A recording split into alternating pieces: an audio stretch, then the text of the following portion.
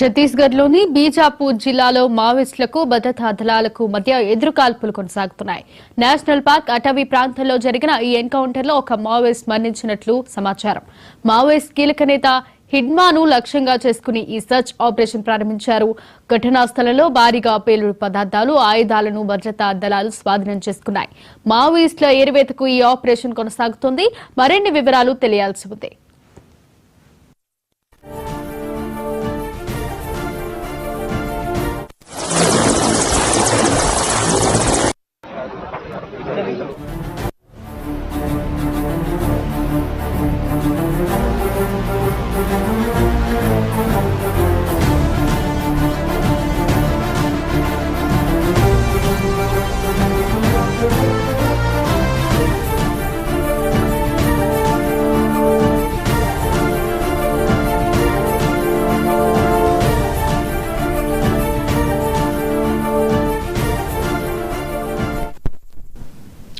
ఛత్తీస్గఢ్లోని బీజాపూర్ జిల్లాలో మావోయిస్టులకు భద్రతా దళాలకు మధ్య ఎదురు కాల్పులు కొనసాగుతున్నాయి. ఇదే అంశానికి సంబంధించి మరింత సమాచారం మా ప్రతినిధి రామకృష్ణ అందిస్తారు. రామకృష్ణ, చెప్పండి.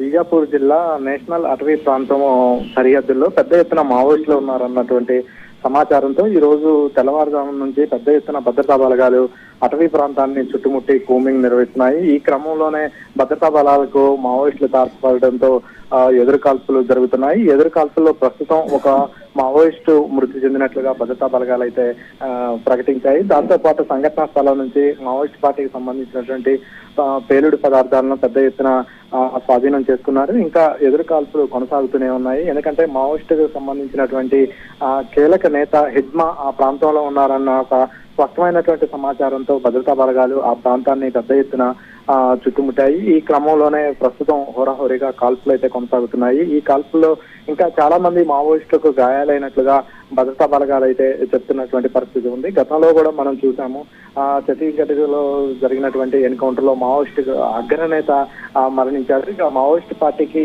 కీలకంగా మిలిటరీ పరంగా కీలకంగా ఉన్నటువంటి వ్యక్తి హిడ్మా.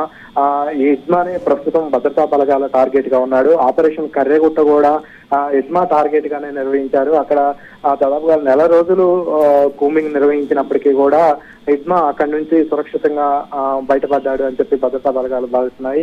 ఈ క్రమంలోనే కేశవరావు అయితే మావోయిస్టుకు సంబంధించినటువంటి కేంద్ర కమిటీ కార్యదర్శి మృతి చెందాడు. ఇక హిడ్మా కీలకంగా ఉన్నాడు. ఇతనే భద్రతా బలగాలకు సంబంధించి పలు దాడులకు సంబంధించి కూడా కీలకమైనటువంటి వ్యక్తిగా ఉన్నటువంటి నేపథ్యంలో ఇక హిడ్మాని కనుక పోలీసు అక్కడి నుంచి న్యూట్రలైజ్ చేస్తే ఇక మావోయిస్ట్ పార్టీకి పెద్ద ఎదురు దెబ్బ తగులుతుందని చెప్పి భావిస్తున్నటువంటి ప్రస్తుత తరుణంలో హిడ్మా లక్ష్యంగానే భద్రతా బలగాలు అటవీ ప్రాంతాల్లోకి చొచ్చుకుపోతున్నాయి. ప్రస్తుతం ఎదురు కాల్పులు అయితే కొనసాగుతూనే ఉన్నాయి. పలువురు మావోయిస్టు గాయాలైనాయి కాబట్టి ఇంకా మృతుల సంఖ్య కూడా పెరిగే అవకాశం ఉన్నట్లుగా భద్రతా బలగాలు అయితే చెప్తున్నాయి. అయితే రామకృష్ణ, ఘటనా స్థలంలో భారీగా పేలుడు పదార్థాలు, ఆయుధాలను స్వాధీనం చేసుకున్నట్టు తెలుస్తుంది. అయితే వాళ్ళకి ఎలా వస్తున్నాయి?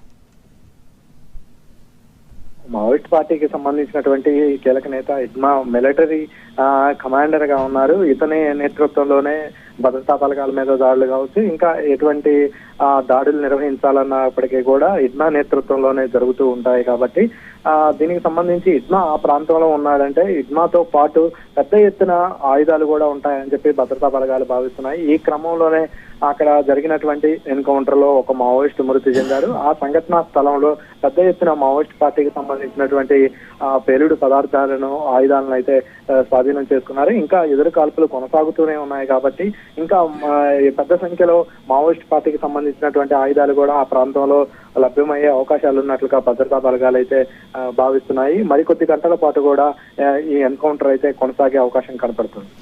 Right, thank you Ramakrishna.